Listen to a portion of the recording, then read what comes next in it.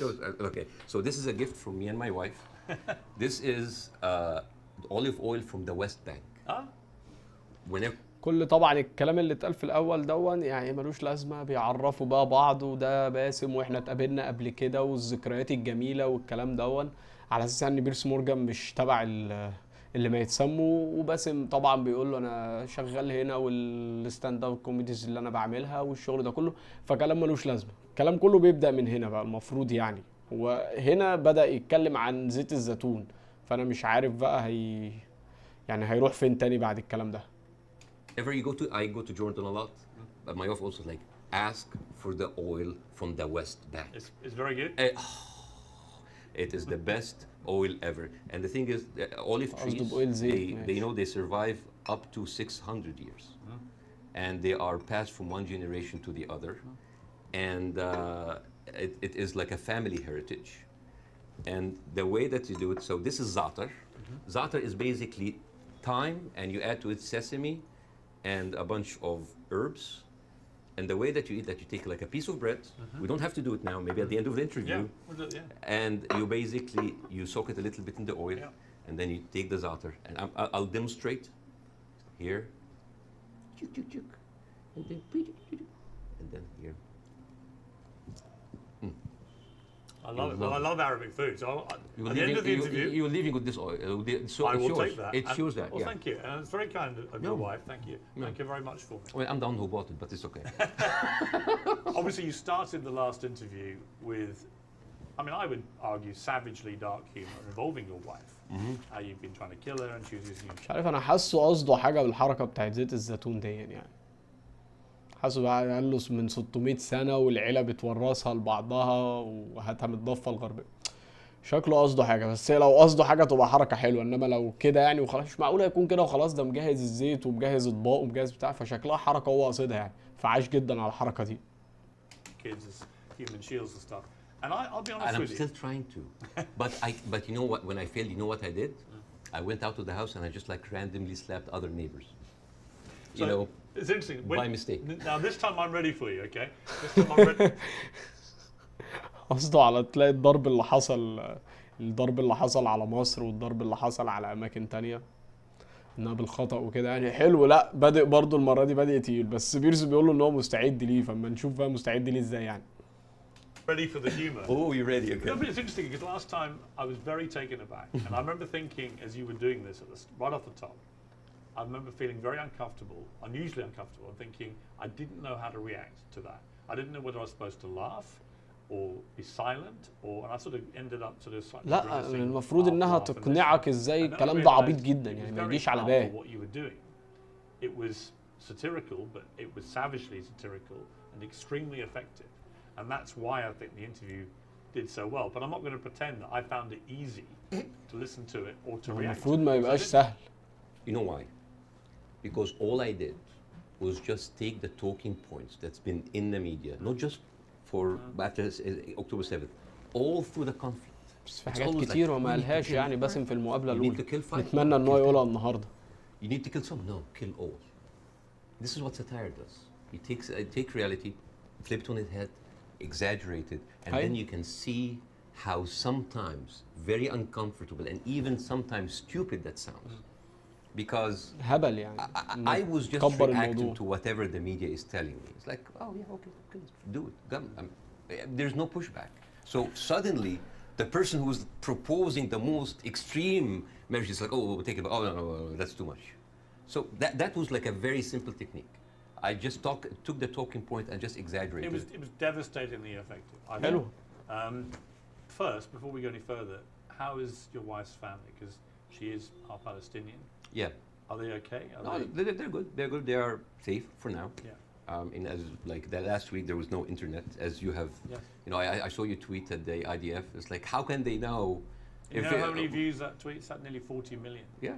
Me just saying, how are they going to see this message if you've cut the internet off? Yeah. I'm wondering if the IDF's like, why aren't the Palestinians liking my tweet? Because they don't see it. Right. No, but I thought that was a perfectly correct assessment of it. Yeah. But the reaction to that tweet I did was enormous, as everything is in this thing. And I had a lot of people say, finally, appears you get it, right? Finally you get it, and I wanted to say, listen, I'm trying to reach a place where I get this, but it's an incredibly complicated issue for someone who is not Arabic or Jewish to poke their head into. And I've had to cover it as a journalist for a long, long time. I think I said to you before that I was editor of the Daily Mirror in England when we opposed the Iraq War, for example. So, you know, I have taken stands on this thing. On this one, I find, I'm going to be completely straight with you. I discussed this with Jordan Peterson this week, and he did it. مقابلته مع جوردن بيترسون حاجة في قمة القرف. يعني بيقول لك بقى ايه، جوردن بيترسون بيقول له الابراهاميك اكوردز اللي هي الاتفاقيات بتاعه الديانات الابراهيميه اللي هي اتفاقيات السلام التطبيع يعني من الاخر مع اسرائيل والكلام ده كله.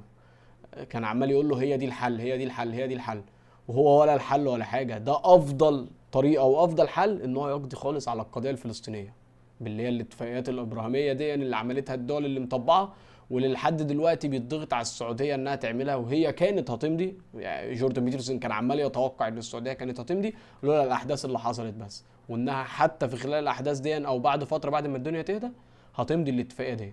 طبعا الاتفاقيه دي مصيبه وكارثه يعني عايزه لها حوار وحلقه لوحدها. تقول لك الاديان الثلاثه زي بعض ونعيش مع بعض وكلنا نعيش في نفس المكان وتحت نفس الارض، ودي مشكله طبعا. ليه؟ لان في نفس الوقت ده هيقضي على القضيه الفلسطينيه تماما. هيروح مدينهم حته ارض صغيره، وبعد فتره بعد كل شويه بعد كل ما تعدي فتره او تعدي مده معينه يقوموا داخلين باي حجه بقى ساعتها، يقوموا واخدين حته من الارض هنا واخدين حته من الارض لحد ما يبقاش في اي مكان خالص، ويقول لك عايزين تعيشوا عيشوا تحت حكم الدوله الاسرائيليه، عيشوا تحت حكمنا، فلسطينيين بقى مسيحيين مسلمين ايا كان، تعيشوا تحت حكم الدوله بتاعتنا، وخلاص كده خلصت القضيه الفلسطينيه. The pretty incendiary tweet in which he said give them hell Netanyahu enough is enough.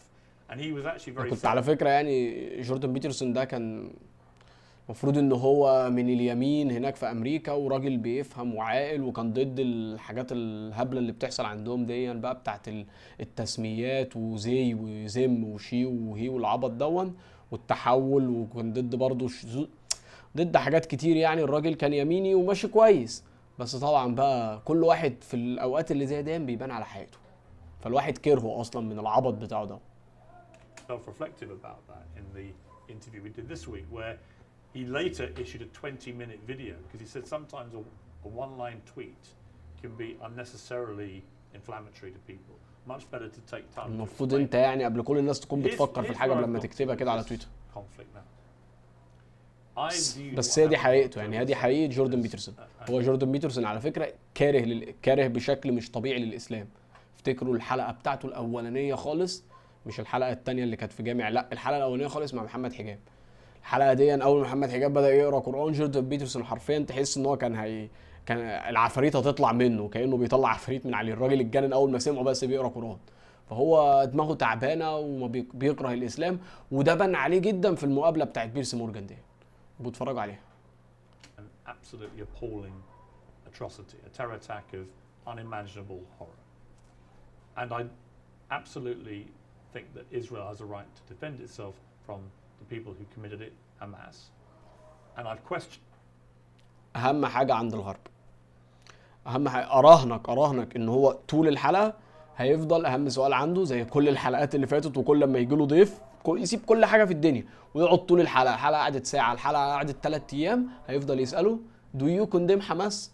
هل تدين حماس؟ هل تدين حماس؟ هل تدين حماس؟ عشان خاطر هم عايزين يوصلوا لرواية واحدة بس. ما هو خلي بالك حماس هي المقاومة الفلسطينية، دي مقاومة مش جماعة إرهابية. فأنا اما اقعد أجيب كل واحد بقى مسلم أو مسيحي مناصر أو ضد وكلهم يتفقوا أو يقولوا إن حماس جماعة إرهابية وإن اللي هم عملوه يوم 7 أكتوبر دون حاجة شنيعة وحاجة فظيعة، مع إن دي مقاومة من حقها. يعني القانون الدولي اللي هم المفروض بيحترموه بيقول لك كده، بيقول لك من حق المقاومة تعمل أي حاجة وكل حاجة قدامها بحيث إنها تتخلص من احتلال. فإحنا المفروض متفقين إنه احتلال، هي بلدهم، دي بلد المقاومة دون جده كان فلسطيني قبل ما الإسرائيلي أصلا يبقى موجود ولا يبقى عايش، فهو اتولد في الدولة دي ودي بلده ودولته ومكانه وأرضه، فهو مقاوم ريفولوشن ثورجي. فهمت حاجة؟ هو مش إرهابي زيه كده زي الثوار الفرنسيين، زيه زي الأمريكيين مثلا كنا نقدر نقول عليهم إرهابيين، إلى بقى المؤسسين لأمريكا نقدر نقول عليهم إرهابيين. ما هم حاربوا بريطانيا واهلهم وناسهم عشان خاطر يستقلوا عنها، بس ما تقدرش تقول عليهم ارهابيين. فهو اهم حاجه من الحلقه دي، اهم حاجه يطلع من الحلقه دي بان باسم مهما كان بقى هيسيبه يحكي ويقول اللي هو عايزه، انا والله حاسس بكده، هيسيبه يحكي ويهري زي ما هو عايز، بس في الاخر هل تدين حماس؟ وباسم هيقول له يا رب يقول له لا، بس انا حاسس ان هو هيقول له لان ده الطبيعي. هو باسم غامر كتير قوي، والراجل يعني لعب لعبه طويله جدا معاهم ولعب جيم خطر جدا، بس مش توصل لدرجه ان هو يقول له لا انا ما بدينش حماس ويقول الكلام اللي احنا بنقوله عندنا هنا ده. لا، هناك فيها قطع رقبه على طول. بس نكمل ونشوف. For the last 3-4 weeks, what is a proportionate response? And I have said repeatedly, I don't know the answer. I want people who have a view to have a view about that. And I'll ask you again about where you think we are with this. I also acknowledge that Hamas live amongst civilian population in Gaza, and therefore if you do what the Israelis are currently doing, which is a ground offensive into Gaza, a lot of civilians are going to get killed. And at what point does that become disproportionate or even illegal? المفروض من اول واحد. And I don't know the answers to those questions. ماشي، يعني ما فيش حاجه اسمها نوصل فيه. Because my instinct is to say that Israel has no choice but to respond to what happened in a very forceful manner. I understand why they want to eliminate Hamas altogether. I understand that if they feel they can, وجعت ضربة حماس، وجعت قوي يعني. يوم 7 أكتوبر ده وجع بطريقة انت مش متخيلها. Will ever be the person to do that. But the moral question for me is, at what point does this become disproportionate? And when you see thousands of children being killed in Gaza, it fills me with utter horror. And then people say, well, do you condemn it? And I find it very easy to condemn Israel turning off the water, Israel turning off the power. I think it's ridiculous that Israel should have that power over millions of people who are not part of their country. But I think it's terrible what's happening in the West Bank with the settlements. I think that the stuff there is completely easy to condemn. But can I hand on heart condemn Israel trying to destroy Hamas after what they did on October the 7th? That is where I'm struggling to find myself saying I condemn it, because I believe that they are right to try and destroy Hamas. Now, what do you feel about my moral quandary? Well, there's a lot of points, very lot, and I think this will kind of like lay the ground rules for that interview. There is a whole thing about like, is the right to defend itself, the condemnation. First of all, let's start with condemnation. Yes. You want my opinion? Yes. Condemning Hamas or condemning Israel? Yes. Completely useless. Completely useless. Why? I condemn Hamas, you condemn Israel, interview is over. What happened? Nothing. It is just checkpoint, like morality checkpoints. But I've interviewed a lot of pro-Palestinian. هرب من السؤال وفي نفس الوقت قال له انا بدين حماس وانت يا عم هتدين اسرائيل، ماشي وماله. هي مش كده، بس هتعمل ايه؟ ما انا لسه برضو زي ما قلت لك، هو ما قداموش غير كده. مش هينفع يدعم جماعه هم بره شايفين وخلاص الموضوع منتهي بالنسبه لهم انها جماعه ارهابيه. مفيش حاجه اسمها دي ارضهم ومقاومه. حماس جماعه ارهابيه بالنسبه لهم بره. فهو حرفيا بيمضي كده حكم اعدام على نفسه لو قال اي حاجه غير كده. فهو عشان يكمل حتى الانترفيو فهيقول حماس ماشي، حماس ارهابيه ودين اللي هم عملوه يوم 7 اكتوبر، مع ان ده كلام غلط خالص. مش عارف بقى على حسب انت هتلتمس له عذر ولا لا. انا عن نفسي لا، انا ما التمسلوش عذر، لان هو اوريدي اتعامل وتصرف وحط سكين على رقبته بكلامه في حاجه زي دي، بس كان كمل بقى، يعني كان عمل الصح للاخر. For example, some of whom will immediately say, I unreservedly condemn the terror attacks of October the 7th, and then go on to criticize Israel. And I think that's it's a position I can completely respect. Yeah. But I find it much harder to respect a pro-Palestinian guest on my show if they simply resolutely refuse to say that they can condemn the terror attacks. Yes. I find that less worthy of respect. But you see, this is the problem with the news. يقول لك ما احترمش حد مرضاش يدين حماس. خدت بالك من طريقه الكلام؟ ما احترمش حد ما يدينش حماس. طب انت لحد دلوقتي رغم كل اللي اسرائيل على سبيل المثال ماشي حماس، هنقول حماس ارهابيه، رغم كل اللي اسرائيل عملته انت لحد دلوقتي ما عندكش حتى الجرأه ان انت تدين اسرائيل على اللي عملته. بس اي حد هيجي لك داعم لفلسطين، مسلم مسيحي فلسطيني امريكي ايا كان، يجي لك اول سؤال هتساله له، اهم اجابه تاخدها منه، هل تدين حماس؟ عشان يقول لك او بكل هبل يعني يقول لك وينسى خالص القضيه وينسى الموضوع ده كله وبيضحك عليه. هم كده، هم اللي بيجوا في برامج زي كده بيبقى ايه يعني عبد عندهم. انا هجيبك اخد منك الكلمتين اللي انا عايزهم وبعد كده اسيبك تهري بقى براحتك مع نفسك. Go into the circular motion of the same as one thing that I have noticed, not just in the coverage of these events, the events before and before and before. Every time this starts, people say, we don't know what's happening. It's a very complicated situation. Right. What is happening now? And for me, as a viewer, if a conflict that's been there for 75 years and the media with all this technology has been آدم من كده بكتير يعني. المفروض هو على فكرة في الحقيقة صراع ديني، ما يغركش صراع أرض وصراع الهبل ده كله. يعني نتنياهو قال لك نبوة إشعياء لو أنت متابع الأخبار، فهو صراع ديني بحت، صراع ديني بين الأديان الثلاثة كمان، مش بين المسلمين واليهود على فكرة. المسيحيين كمان عندهم حاجات كتير في الإنجيل بتاعهم في العهد الجديد. كل الكلام ده بيتكلم عن الحوارات دي وعن الأرض بتاعت اليهود ورجوعهم رجوع المسيح، حوارات كتير يعني. covering it, and we hear the same exact words. We don't know what's happening. It's complicated. It's a very complex. That is a failure of the media apparatus. That is the failure to themselves and for the audience. Because why every time this happens, it seems like it is happening from point zero. And I think to help understand that, I will get to the October 7th. I will get to the condemnation. I will get to the self-defense. But I think maybe we can do, we have like all the time in the world, and we can discuss, this interview could be a bookmark, landmark for maybe looking at that conflict in a deeper way that nobody had gone there before. We have the views, we have people waiting. Yes. You know, as I said, I'm the least qualified to discuss that, but it's an opportunity to use it. I'm not massively well qualified myself. Yeah, both of us. I mean, look at us. I'm an Irish Catholic. I mean, look at us. Yeah, two privileged people, one white white wannabe, discussing the most complex conflict of our history. But I want to start in a totally different area. I want to start with anti-Semitism. Yes. I think it's an important issue. Yes. I think الكلمة الحمضانة، الكلمة الحمضانة اللي أي حد يتزنق.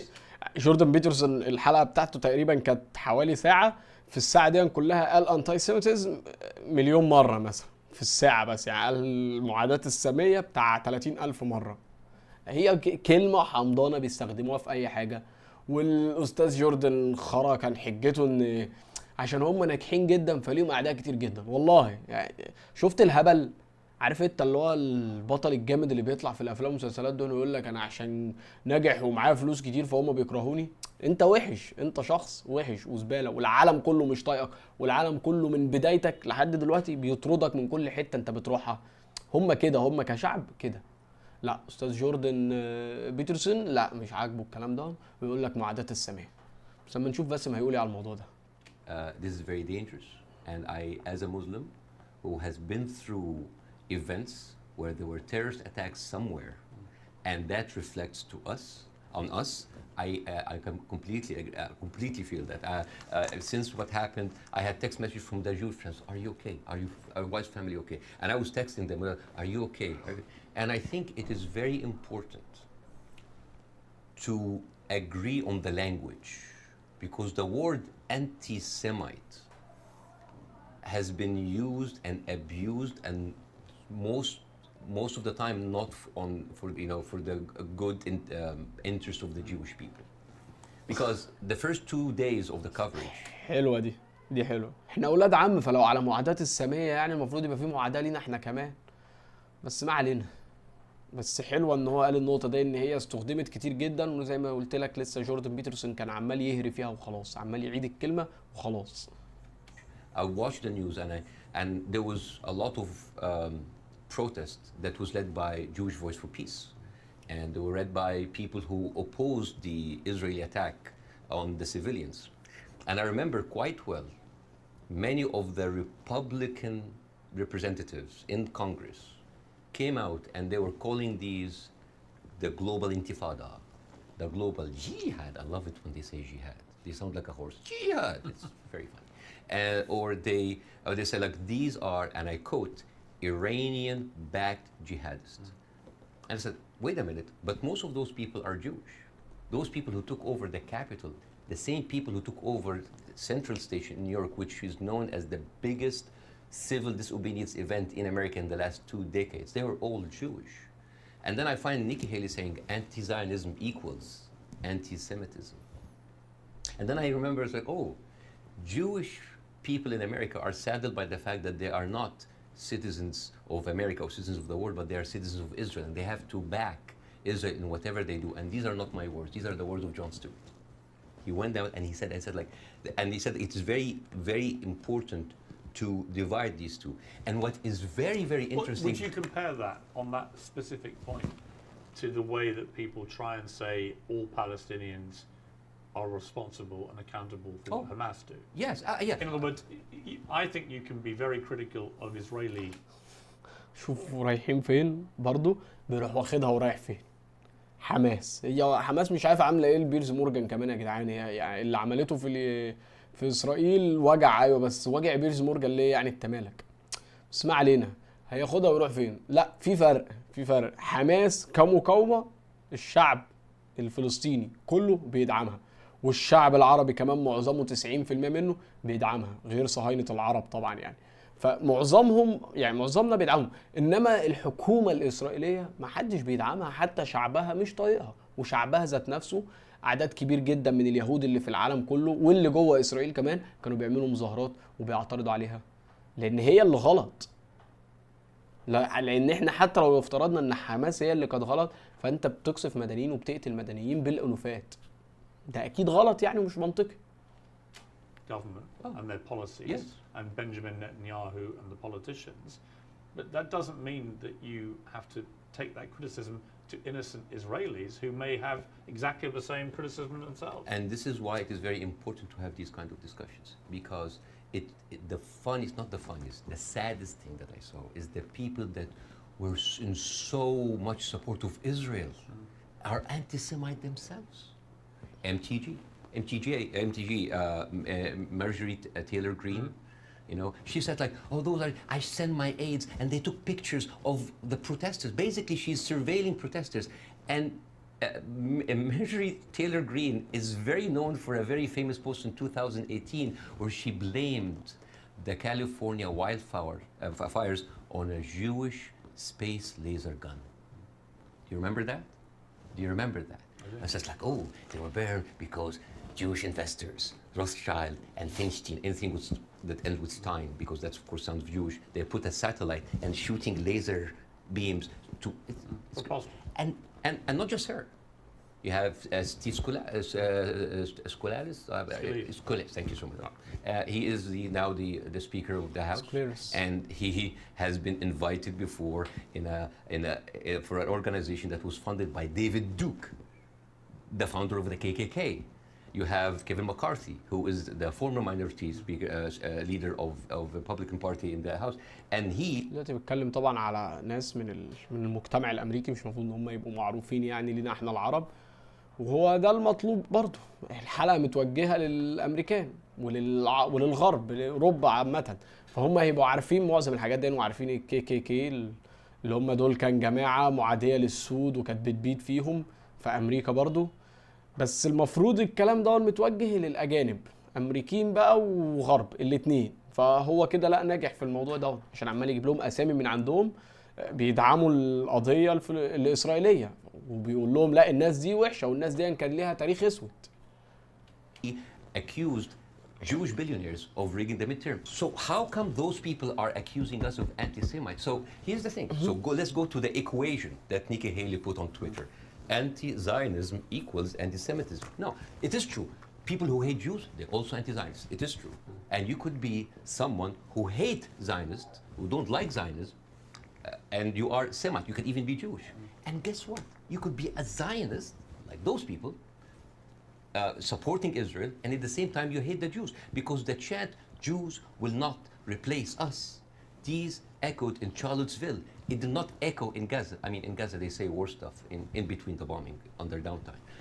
And these are the same people who are seen with Nick Fuentes, with Stephen Bannon, and you know what's most interesting? Trump had him for dinner at Mar-a-Lago. And all of those people are buddies with Benjamin Netanyahu. So how does this work? How does this work? And you know the people who speak against this, like Jon Stewart, like Bernie Sanders, like Naomi Klein, what do they call these people? What do they call them? Self-hating Jews. And you know what else now they call them? They call them capos. Capos. You know what's capos? Capos, basically these were the Jewish inmate in Auschwitz that were forced by the Nazis to stand as guards on their own inmates. You see how degrading this is. And this is the way to shut down conversation. Anti-Semite, Islamophobe, you hate America, you hate the military, you hate Egypt, war on Christmas. This is how you shut an environment that does not allow disagreement is not an environment made for growth. It's an environment made for control. Let me ask you this. Say take the student protests in America, at universities. I have no problem instinctively with students protesting. It's actually part of the DNA of being a student, right? But I do have a problem with two things. One, the protests that happened almost immediately after October the 7th, within hours. يخرب بيت 7 اكتوبر يا عم على ده قسما بالله مجنون بموضوع 7 اكتوبر دون. هو عامل الحلقه كلها عشان ما يتكلمش غير على 7 اكتوبر. ده دماغه تعبانه، عمال يلف كل ما يروح لاي موضوع في الدنيا يقوم راجع ل 7 اكتوبر واللي اتعمل في 7 اكتوبر. الموضوع واجعهم والله يا جماعه، يعني واجعهم. هو بيرس مورجان على فكره ما تتخيلش ان هو محايد. انتوا فاكرين بكل اللي هو بيعمله ده ان هو محايد؟ يا نهار ازرق.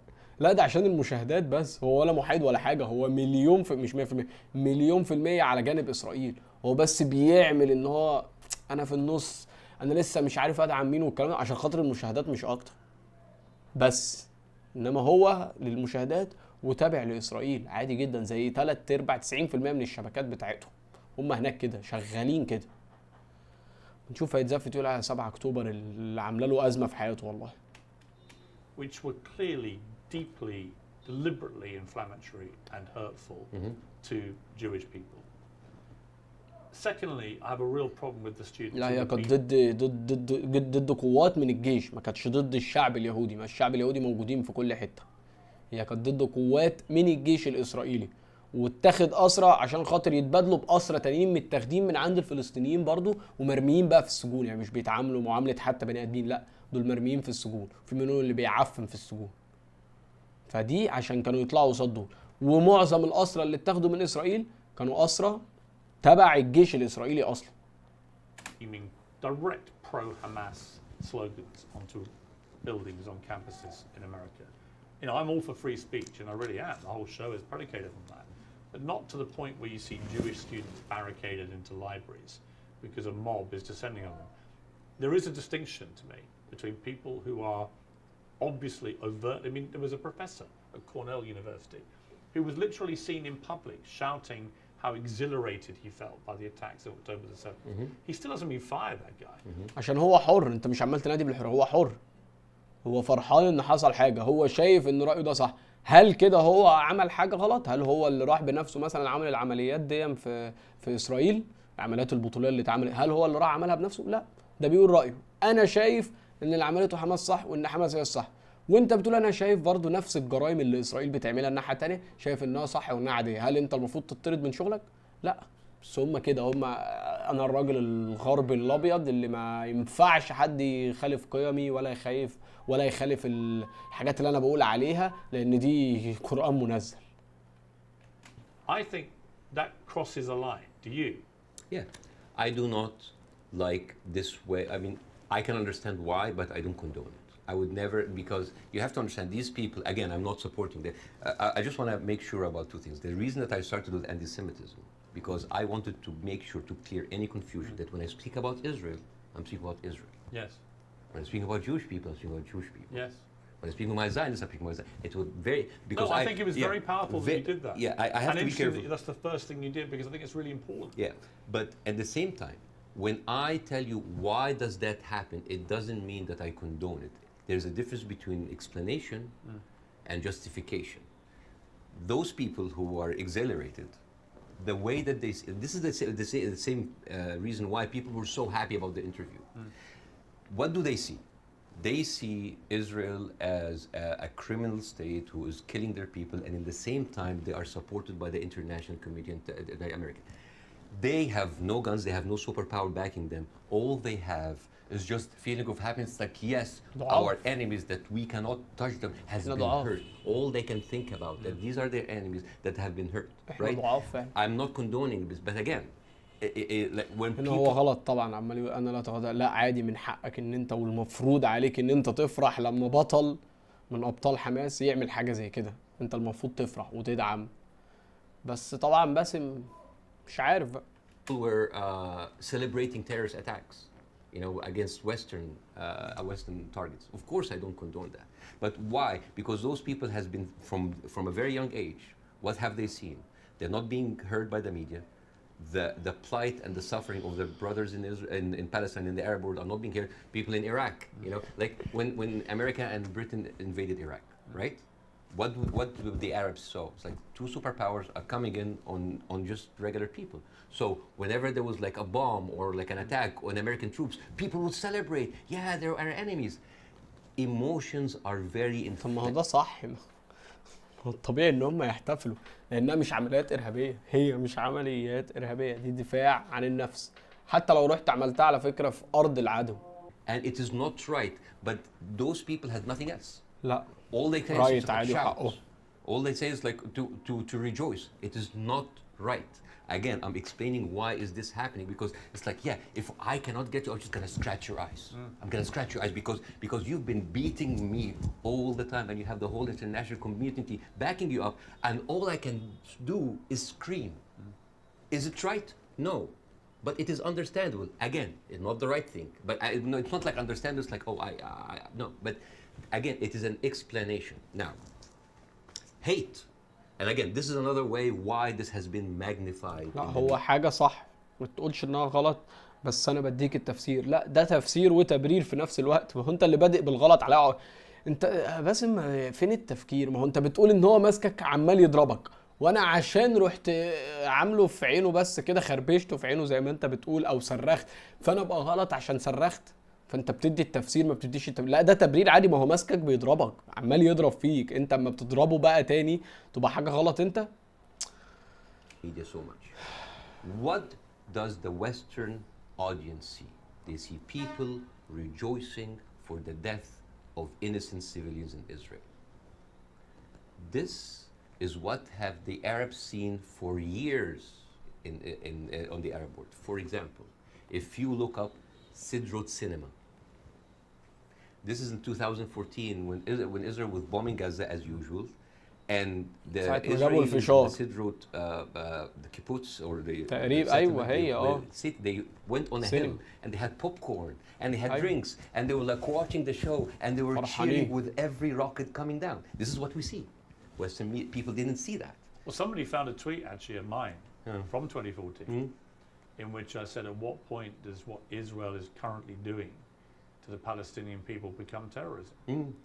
And because I've always said, you know, I've spoken about this a lot over the years, and I've always tried to be extremely fair-minded, albeit nobody really wants you to be fair-minded.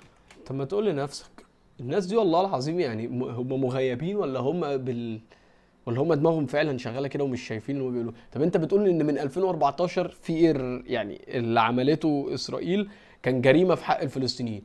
فشوف بقى الرد جه، يعني مثلا هنقول الرد بتاع حماس جه بعدها بكام سنه؟ جه بعدها ب 11 سنه، من 2014 لحد دلوقتي 10 سنين او 9 سنين الرد بتاعهم جه. فانت بتدين الرد بتاعهم بتقول ان هو غلط، مع انه رد على اللي حصل مثلا في 2014. مع ان بقى هو بيقول لك ان اللي حصل من 2014 ده ما كانش البدايه، ده الكلام ده شغال بقى له 75 سنه بيتعمل في الفلسطينيين.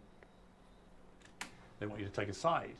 But that was clear that my thinking back then was that they were absolutely overstepping. Absolutely, the mark. Absolutely. But again, to the point of rejoicing. No, I know what you mean. Yeah, but like if you, for example, Google the wedding of hate. This is like a Jewish wedding in Israel where they were celebrating the arsons and the burning of Palestinians. But to be clear, I've seen lots of videos. No, but like I'm not talking to you, Piers. No, no. I'm talking to the Western audience because I want to see, like, I want to say, like, this is what they see. I mean, for example, there is a very famous video for Samuel Abu Za'anin, who is like a young kid that he was shot point blank by an Israeli soldier, and he was not allowed to have any medical attention. And as his dead body was being والدر افتكروا محمد الدر put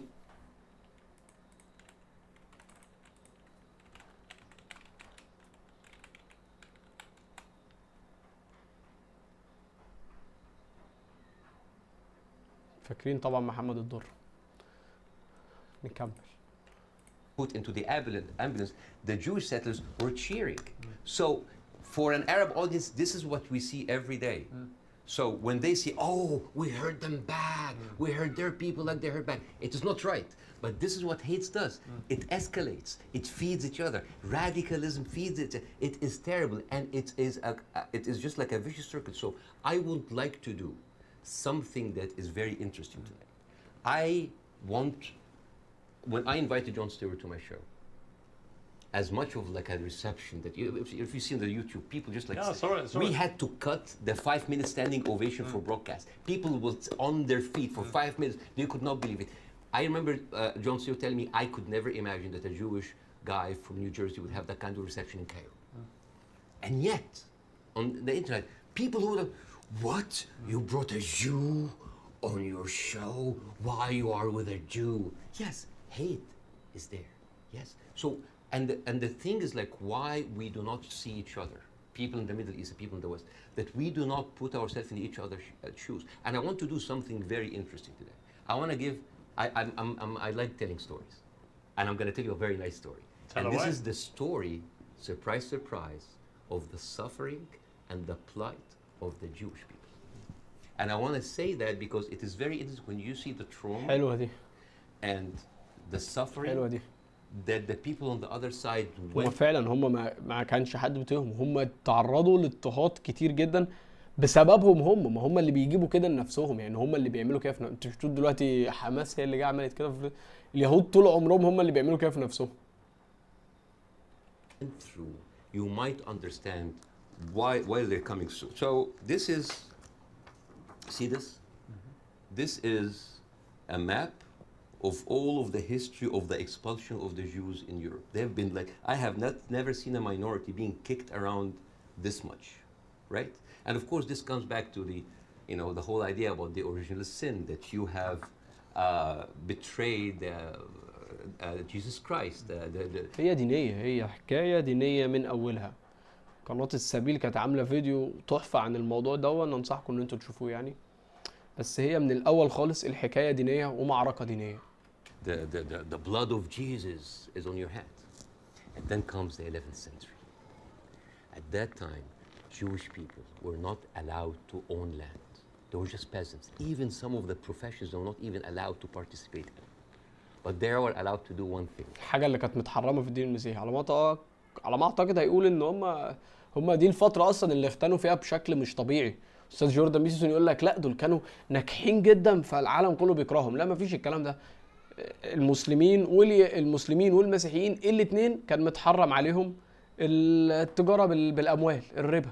المسلمين عندهم الربا، والمسيحيين على فكرة عندهم حاجة قريبة من كده برضه. فكانوا المسيحيين برضه بما ان الحاجة دي برضه متحرمة عندهم، فاليهود هم الوحيدين اللي كان مسموح لهم بإيه؟ أيوة السلف والقروض والكلام ده كله، لأنها كانت متحرمة في الديانتين التانيين. فاختنوا غنى فاحش، مش نجاح منهم ولا شطارة منهم ولا أي حاجة. عشان بس نبقى عارفين، عشان أستاذ جوردن زفت بيترسون برضه عمال يقول لك هم ناجحين فالدنيا بتكرههم، لا هم مش شطارة منهم. بس دي يعني الطريقة اللي هم اختنوا بيها. مش عارف بقى باسم عنده حاجة تانية ولا لا. Usury money lending because it was prohibited by the Catholic Church to engage in. وعند المسلمين برضه. So what happens when you work in money? You get richer, right? And those Jews lived in ghettos. Now ghettos was not just like isolated neighborhoods in cities. Sometimes ghettos were outside the city. This is like how isolated they were. And in those ghettos they have to pay gold to the mayor or the governor or the prince or the noble. So they would see, you're getting richer. I need more taxes. So they pay tax. What happens when you have a business and they increase your rent? You increase your service, increase the taxes, So what happened? The Christians started to default. And suddenly the image of the greedy Jew was created. جوبلin. هم عندهم بيتخيلوا اليهود الايرلنديين عندهم احتفال اصلا او عندهم عيد زي كده بيتخيلوا فيه برضو الجوبلين اللي هو العفريت الصغير دون. بس انا اجيب لكم صورته.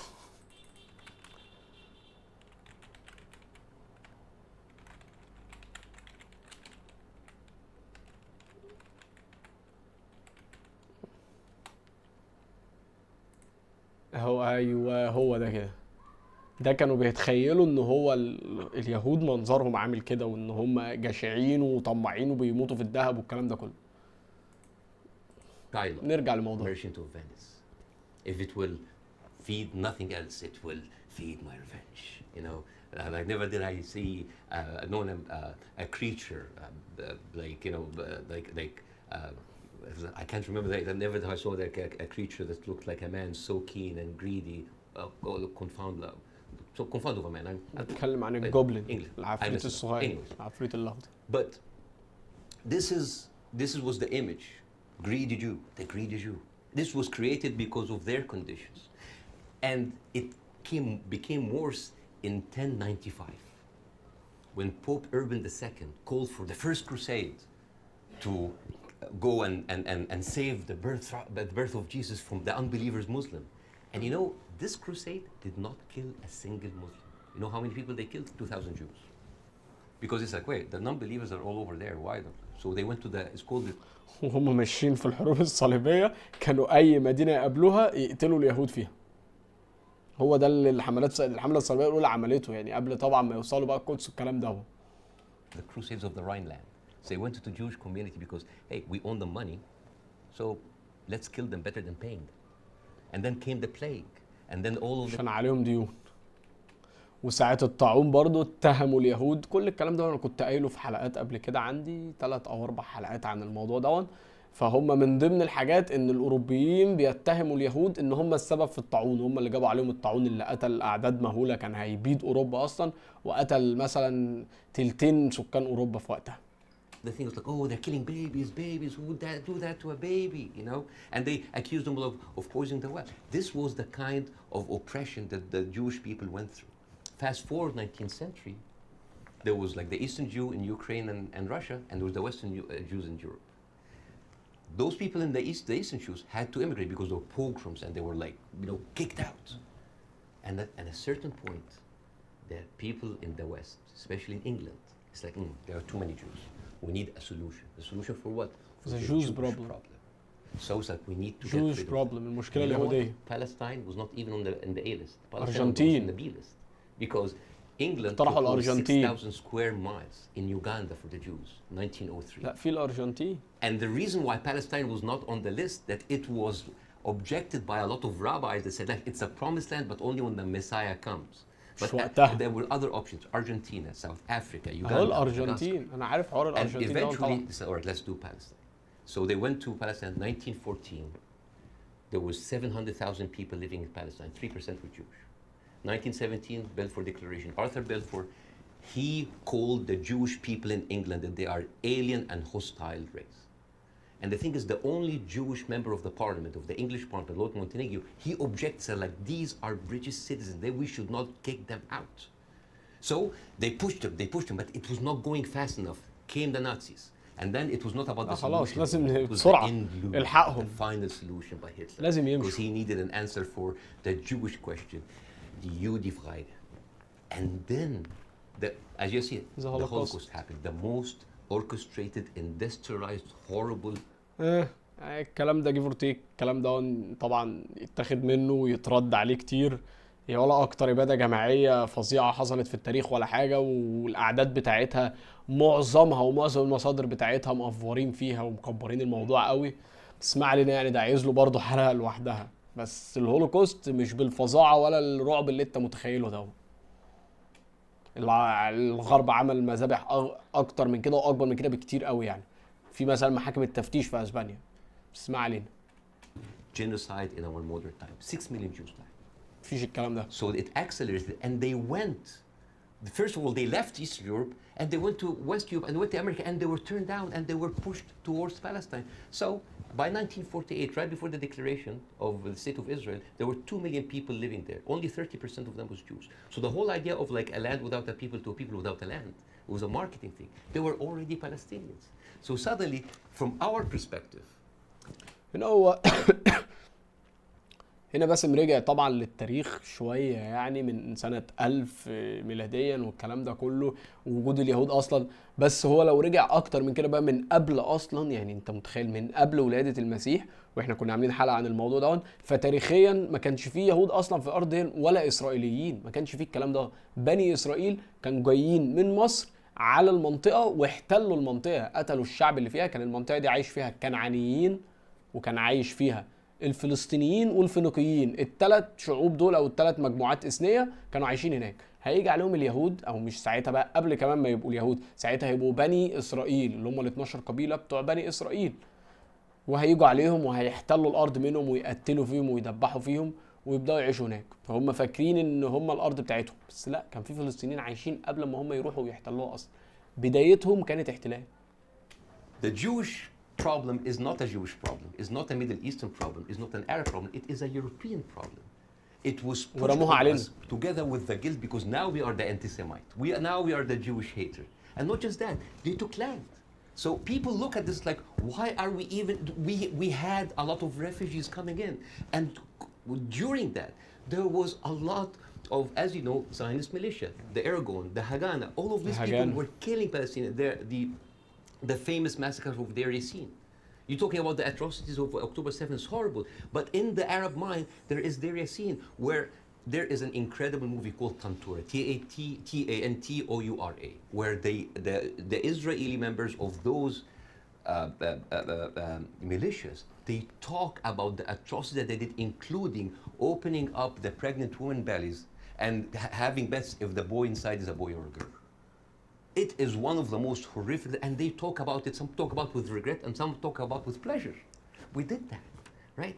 So you have even King David, I think your Prime Minister, Mr. Sunak, was there. And if I was British, I would question this.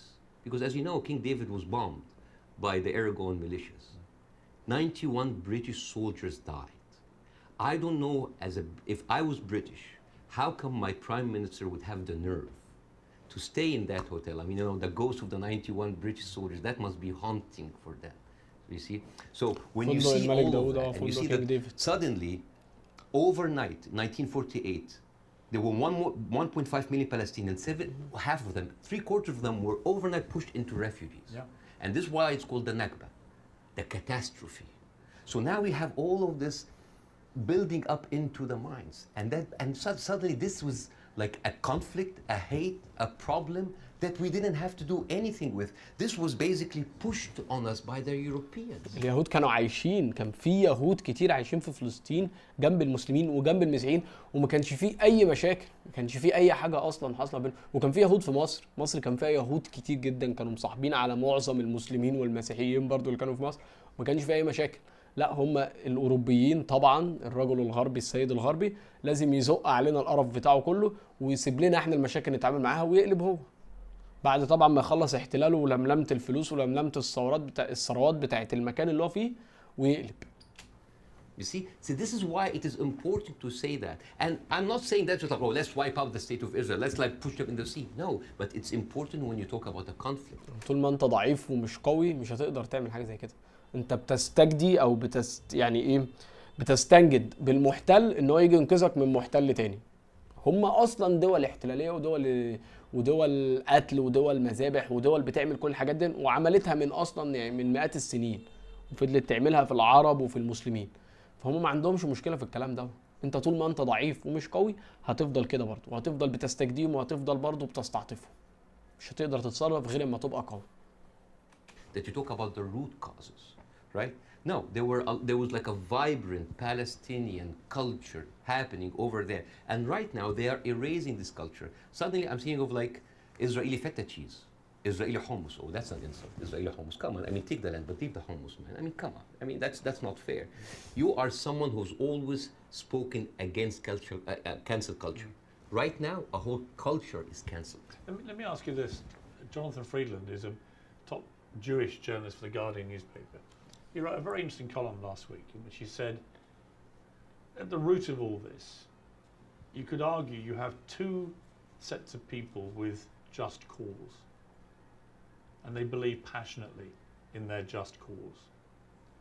And he was sort of advising people not to take sides unless you really understand the history. Would you agree with that? Would you agree that both sides have طبيعي الاثنين هيبقوا مؤمنين بس مش الاثنين ليهم not شرعية. with the methodology that's you've given a في واحد معتدي وواحد لا. detailed analysis of the build up to what happened in 48. To me it's pretty clear 700 800,000 Palestinians were displaced from their homes, and it should never have happened. And that has been absolutely, I think, the root cause for so much resentment. But can you, at the heart of this debate, agree with Jonathan that you could argue there is just cause on both sides? There is a cause on both sides, but I'm walking on a tightrope here because I'm not a Palestinian. Yeah. But from the Palestinian point of view, there's a lot of people. I mean, there are 2.2 million people living in Gaza. There are 3.5 million people living in the West Bank. There is 350,000 people living in East Jerusalem, and there is like 6 or 7 million people living outside. Those people, the Palestinians that were pushed out, they do not have the right to go back. Right now, if you meet Palestinians, you'll see them wearing a necklace with a key. That key is their house that they were kicked out from in Jaffa and Haifa. You know, like my wife's family comes from Ramla, which is 50 miles from Gaza, and according to the law, those people have absolutely no right to go back. Even if you are a Palestinian with an American passport, they give you hell in order to go in. And yet, a Jewish person born anywhere in the world, born in Poland, هتاخد بيت ووظيفة وفلوس. No question asked. He can jump on a plane, land in Israel, and get the Israeli citizen and take a house that most probably belonged to a Palestinian. So it is not just like it is an ongoing injustice that has been happening. Now, I mean, where would you criticize, if you're being fair-minded, where would you criticize from 48 onwards the behavior of the Arab side? Well, put yourself in the Arab side. At 1948, you constituted 70% of the population. Suddenly, the UN is giving you 48% of the land. Right? Not just that. I mean, the Arab regimes, because they did terribly. And see, this is the thing. Like, Arab nationalism at the height of that, these people feed on each other. You know, because it's very, very important to have a problem. Oh, it's Israel. And for Israel. خسروا القومية العربية خسرتنا. الإيمان بالأوطان والكلام الفاضي ده خسرنا. ما احنا خسرنا حرب 48. احنا خسرناها. كل العرب وكانوا متحدين وكان علقة من دولة قد كده لسه حتى ما لحقتش تبني الجيش بتاعها. حتى لو كانت بالدعم الأمريكي على فكرة. انت معظم الدول حواليها كان عندها جيوش. المفروض كنت تكسب حرب زي دي. بس انت ما كسبتهاش عشان ما فيش دافع أصلا. الدافع القومي مش مهم خالص. الدافع الديني بيبقى أقوى وأهم بكتير. وديك شفت الدافع الديني ممكن يعمل ايه في الجيش الذي لا يقهر يوم 7 أكتوبر. It's always the Palestinian. It's a very good distraction. I mean, sometimes I feel that like the Palestinian cause is very useful for both sides to stay there as attention because it's always a way to reflect. But and this is a very important question because in the mind of the Western audience, they always thought of the Palestinian resistance or the Palestinian side as like Islamic, as militant.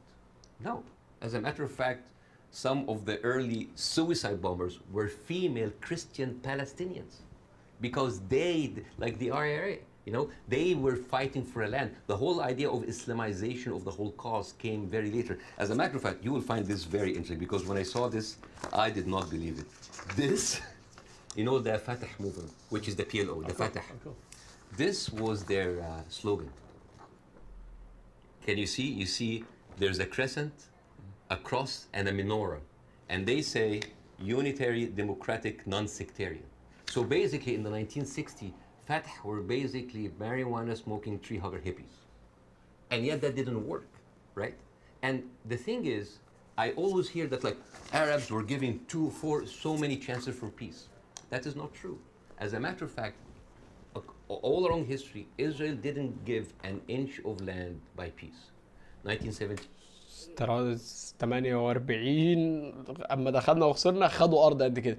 67 نفس الكلام. 73 طبعا ما كناش هناخد سينا ولا اي حاجه من غير الكلام ده. ساعه طابه برضو ما فيش اي محادثات سلام. هم ما فيش الكلام ده. ما بيسيبوش حته فتفوته حتى من غير حرب. لازم يخسروها. ولو كسبوا هيحطوا عليك اكتر وياخدوا حته اكبر من اللي كانوا واخدينها اصلا. 73 war they gave back Sinai because Egypt initiated the war. 2006 they went out of south of Lebanon because of the resistance they have. Even the disengagement of Gaza, they didn't do it out of the goodness of their heart because they had too much casualties. And even the Oslo Accords, the peace treaty, the one that Isaac Rabin and got the Nobel Prize for, they did it because of the Intifada.